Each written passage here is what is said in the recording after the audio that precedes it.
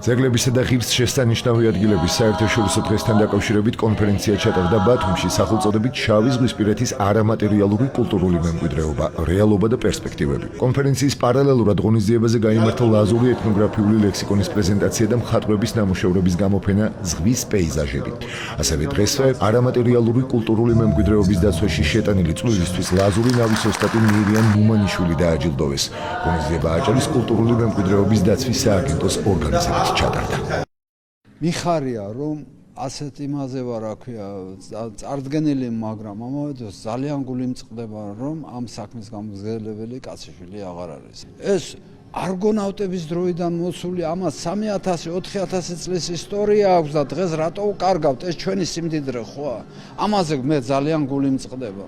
ამ საქმეს მე ხშირად ვამბობ, რომ ნავის მშენებლობა ეს მარტო წალდი, ცული ხელეჩო არ არის რა, ეს ხელოვნება. აი ეს ცოცხალი საუნჯე არიან ადამიანები, რომლებიც ცოდნას ფლობენ არამატერიალური მემკვიდრეობის მიმართულებით და სწორედ იუნესკოს კონვენციის მიხედვით აი ასეთი ადამიანების დაცვა, მათი მოფრთხილება, მათი ცოდნის, ასე ვთქვათ, გადაცემა, ტრანსმისიის უზრუნველყოფა არის სახელმწიფოსთვის პირველადი მნიშვნელობის და გადაუდებელი საქმე. კონფერენციის მთავარ თემატიკას წარმოადგენს არამატერიალური კულტურული მემკვიდრეობა, აქ არსებული გამოწვევები და საომავლო პერსპექტივები.